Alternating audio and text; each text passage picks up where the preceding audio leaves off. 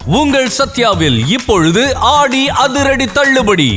பாயும் புலி பண்டரங்கன், பொன்னர் சங்கர், வாளுக்கு வேலி, இந்த நாவல்கள்ல எல்லாமே அதனுடைய கதாபாத்திரங்கள் இன்னைக்கு இருக்கிற ஹீரோ மாதிரி பொய் பேசுற, இல்லனா திரையில் மட்டும் ஹீரோவாக நடிக்கிற, இல்ல மாபெரும் வேந்தர்கள் இல்ல. உண்மையாகவே மக்களுக்காக களத்தில் இறங்கி போராடிய மண்ணின் மைந்தர்கள். தன்னுடைய எளிய சொற்களால் இலக்கியத்தையும் இலக்கணத்தையும் நமக்கு விளக்கி சொன்ன மா மனிதர், மா மேதைதான் கலைஞர் அவர்கள். இன்னைக்கு இருக்கிற சில அக்ரிணைகள் எல்லாம் மகளிர் விடியல் பயணம் அப்படின்ற திட்டத்துல இருக்கிற விடியலுக்கான பொருள் தெரியாம புரிஞ்சுக்காம தாழ்ப்புணர்ச்சியால் அதை நீக்கி இருக்கிறார்கள். இப்போ சமீபத்துல கரூர்ல தேர்தலுக்கு முன்னாடியும் சரி, இந்த இடைத்தேர்தலுக்கு முன்னாடியும் சரி, வெறும் நடிப்பை மட்டுமே மக்கள் கிட்ட காமிச்சிட்டு இருக்க ஒரு நடிகர். அன்றைக்கு எம்ஜிஆர் அவர்கள் இறந்து போகிறார். தமிழ்நாடே கலவர பூமியாக மாறுகிறது. அப்போ மணியம்மையார் அவர்கள் கலைஞருக்காக கட்டி எழுப்பிய அந்த சிலையை ஏதோ ஒரு இளைஞர் உடைத்து சேதப்படுத்துகிறார். மறுநாள் காலையில கலைஞர் ஒரு கவிதை எழுதுகிறார். உடன்பிறப்பே செயல்பட விட்டார், சிரித்து மகிழ்ந்து நின்றாலும் அந்த சின்ன தம்பி என் முதுகில் குத்தவில்லை, என் நெஞ்சில் குத்தினான், அதனால் நிம்மதி எனக்கு, வாழ்க வாழ்க. எங்கள் தலைவர் ஸ்டாலின் அவர்கள் முதுகில் குத்திய காங்கிரஸை தான் கடிந்து கொண்டிருக்கிறார், ஆனால் நெஞ்சில் குத்திய நண்பர்களை பற்றி ஒரு வார்த்தை கூட பேசவில்லை. இந்த தலைப்பு எல்லாரும் சொன்ன மாதிரி அனல் பறக்கும் இந்த அரசியல் சூழல்ல நம்ம எல்லாம் ஆற்றுப்படுத்தும் விதமாக இலக்கிய கலைஞர் என்கின்ற தலைப்பை வழங்கிய இதயத்திற்கு நன்றி. நம்ம எல்லோருக்கும் தெரியும், எப்பெல்லாம் கலைஞருடைய பேனா தலை குனிந்ததோ அப்போதெல்லாம் இந்த தமிழ் சமூகத்தினுடைய தலை நிமிர்ந்தது. அந்த இலக்கிய சூரியனுக்கு இந்த சுடரின் வணக்கம். கலைஞருடைய அந்த இலக்கிய பங்களிப்பை மட்டும் ஒரு பறவையினுடைய பார்வையிலிருந்து பார்த்தால் ரொம்ப பிரமிப்பா வியப்பாக இருக்கு. யோசிச்சு பாருங்க, ஓலையில் இருந்த திருக்குறளை இன்னைக்கு வீதிகள்ல, பாட புத்தகங்கள்ல, பேருந்துகள்ல, கோட்டங்கள்ல, குமரி முனையில, நிதித்துறையோட அறிக்கையில, நீதித்துறையோட தீர்ப்புகள்ல, ஏன் டிஷர்ட்டுகள்ல முதற்கொண்டு இன்னைக்கு நம்மளால பார்க்க முடியுதுன்னா அதற்கு காரணம் கலைஞர் என்கின்ற ஒரு மகத்தான மாமனிதர். அவர் எப்பெல்லாம் ஆட்சி அதிகாரத்திற்கு வந்தாரோ அப்போதெல்லாம் அவர் விரும்பிய அதிகாரம் சிலப்பதிகாரம். பத்தினி என்கின்ற புனித அடையாளத்தை விடவும் நீதிக்காக போராடிய ஒரு போராட்டக்காரியாக கண்ணகியை மீண்டும் மீண்டும் நிறுவியவர் கலைஞர். அவருடைய பாயும் புலி பண்டரங்கன், பொன்னர் சங்கர், வாளுக்கு வேலி, இந்த நாவல்கள்ல எல்லாமே அதனுடைய கதாபாத்திரங்கள் இன்னைக்கு இருக்கிற ஹீரோ மாதிரி பொய் பேசுற, இல்லனா திரையில் மட்டும் ஹீரோவாக நடிக்கிற, இல்ல மாபெரும் வேந்தர்கள் இல்ல. உண்மையாகவே மக்களுக்காக களத்தில் இறங்கி போராடிய மண்ணின் மைந்தர்கள். முரசொலியில் அவர் எழுதுகிற கடிதங்கள் எல்லாம் இன்றைக்கு வரையும் திராவிட முன்னேற்ற கழகத்தினுடைய தொண்டர்களுக்கும், திராவிட முன்னேற்ற கழகத்திற்கும், தமிழ் மண்ணிற்கும், நம் மொழிக்கும் காவலாக இருக்கிற காவல் தெய்வங்களாக இருக்கு. அவருடைய தொண்டர்களுடைய அறிவை கூர்மையாக்குகிற, உண்மையை கொண்டு போய் சேர்க்கிற ஒரு அறிவாயுதங்களாக இன்றைக்கு வரையும் முரசொலியில் அவர் எழுதிய கடிதங்கள் பயன்பட்டு கொண்டுதான் இருக்கிறது.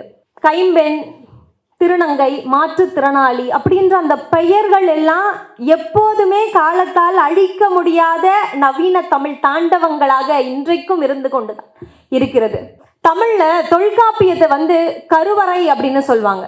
எல்லாரையும் கோவில் கருவறைக்குள் அழைத்து சென்ற அதே கலைஞர் தான் தொல்காப்பியம் அப்படின்ற அடர்ந்த, யாராலும் நுழைய முடியாத அந்த காப்பியத்தை அவருடைய எளிய சொற்களால் பூங்காவாக மாற்றி நம்ம எல்லாம் அழைத்து சென்றிருக்கிறார். அதுக்கு ஒரே ஒரு சிறிய எடுத்துக்காட்டு சொல்கிறேன் தோழர். அக்ரிணை விரவும் பெயர் இயல்பு மாறுளவே. அக்ரிணை விரவும் பெயர் இயல்பு மாறுளவே. ஏதாவது புரிந்ததா? இதனுடைய விளக்கம் என்னன்னா, அக்ரிணைக்கும் உயர்திணைக்கும் இயல்பான ஒரு பொருள் வந்தா அதனுடைய பண்பு மாறுபடும் அப்படின்றது தான். இப்ப ஏதோ புரிஞ்ச மாதிரியும் இருக்கு, புரியாத மாதிரியும் இருக்கு, அப்படிதானே?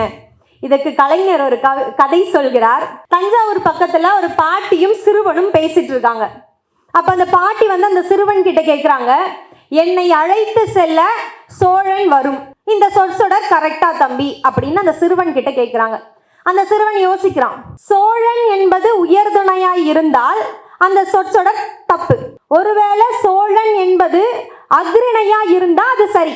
அப்ப அந்த சிறுவன் பாட்டி கிட்ட சொல்றான், பாட்டி உன்னை அழைச்சிட்டு போக சோழன் அப்படின்ற உன்னுடைய உறவினர் யாராவது வந்தால் இது தவறு. இதுவே சோழன் என்ற பெயருடைய பேருந்து வந்தால் அது அக்ரிணை. நீங்கள் சொன்ன வாக்கியம் சரி. இப்ப நமக்கு அந்த அக்ரிணை இலக்கணமும் புரிஞ்சிருச்சு, அந்த காலகட்டத்தினுடைய போக்குவரத்து வரலாறும் நமக்கு தெரிந்தது. இப்படி தன்னுடைய எளிய சொற்களால் இலக்கியத்தையும் இலக்கணத்தையும் நமக்கு விளக்கி சொன்ன மாமனிதர், மேதைதான் கலைஞர் அவர்கள். இன்னைக்கு இருக்கிற சில அக்ரிணைகள் எல்லாம் மகளிர் விடியல் பயணம் அப்படின்ற திட்டத்துல இருக்கிற விடியலுக்கான பொருள் தெரியாம புரிஞ்சிக்காம தாழ்ப்புணர்ச்சியால் அதை நீக்கி இருக்கிறார்கள். கலைஞர் அவர்கள் இலக்கியத்தை அவருடைய பொழுதுபோக்கிற்காக இல்ல இளைப்பாறுவதற்காக இல்ல தன்னுடைய தனிப்பட்ட ஆர்வத்திற்காக கையாண்டாரா அப்படின்னா நிச்சயமா இல்லை.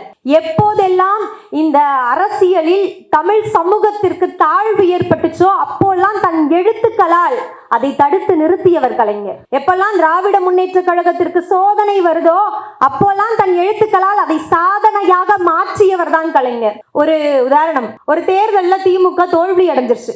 அப்போ எம்ஜிஆர் அவர்கள் முதலமைச்சர் ஆகிறாரு. ஒருவேளை வேறு ஏதாவது இயக்கமா இருந்திருந்தா அன்றைக்கே அந்த இயக்கம் கரைந்து போயிருக்கும்.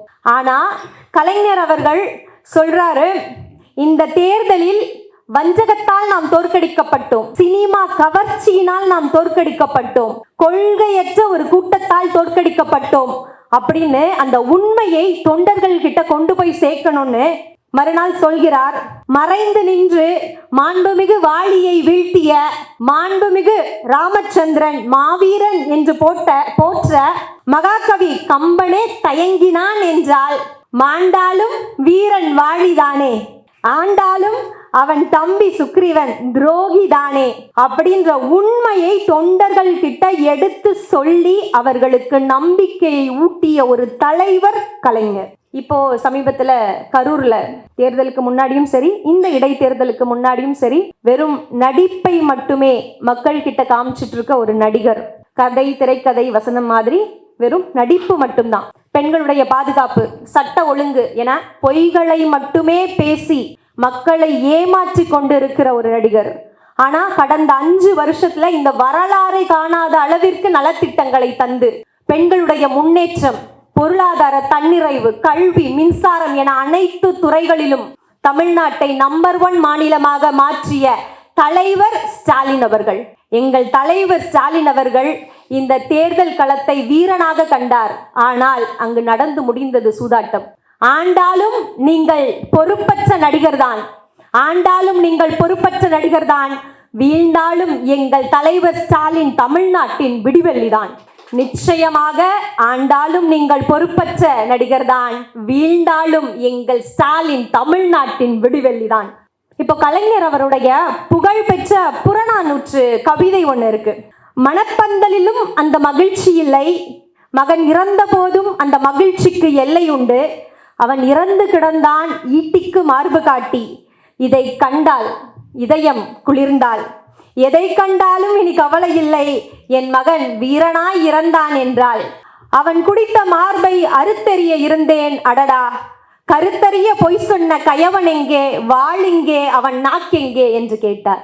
இன்றைக்கும் இந்த வரலாறு திரும்பிக் கொண்டேதான் இருக்கிறது. அன்றைக்கு எம்ஜிஆர் அவர்கள் இறந்து போகிறார், தமிழ்நாடே கலவர பூமியாக மாறுகிறது. அப்போ மணியம்மையார் அவர்கள் கலைஞருக்காக கட்டி எழுப்பிய அந்த சிலையை ஏதோ ஒரு இளைஞர் உடைத்து சேதப்படுத்துகிறார். திராவிட முன்னேற்ற கழகத்தினுடைய தொண்டர்கள் எல்லாம், திராவிட முன்னேற்ற கழகம் தமிழ்நாடே கொந்தளிக்கிறது. மறுநாள் காலையில கலைஞர் ஒரு கவிதை எழுதுகிறார்.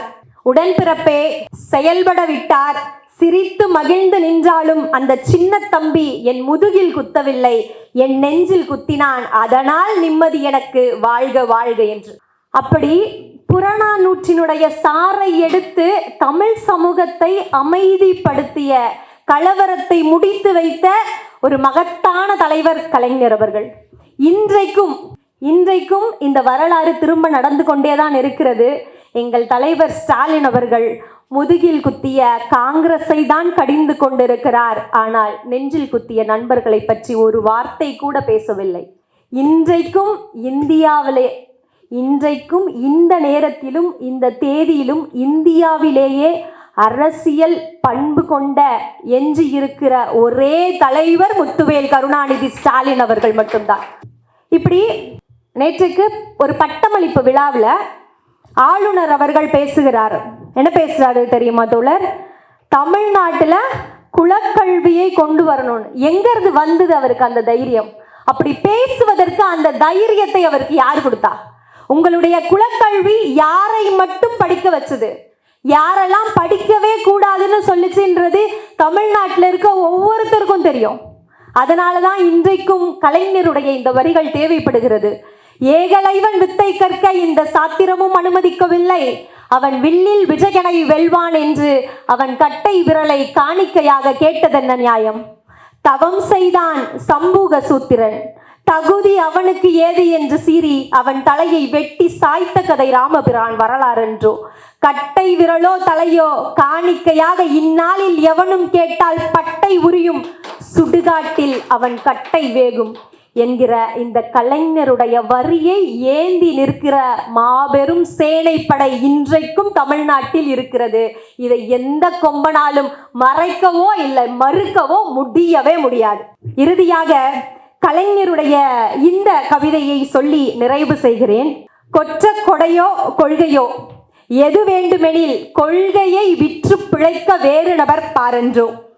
ஆட்சி வரும் போகும் நிலையல்ல, ஐயா அண்ணா வகுத்த கொள்கை போகாது வாழும் நிலையாக. ஆட்சி வரும் போகும் நிலையல்ல, ஐயா அண்ணா வகுத்த கொள்கை வாழும் நிலையாக. எனவே ஆட்சியில் இருப்பினும் இல்லாதிருப்பினும் தன்மானத்தை உயிரென மதிப்போம்.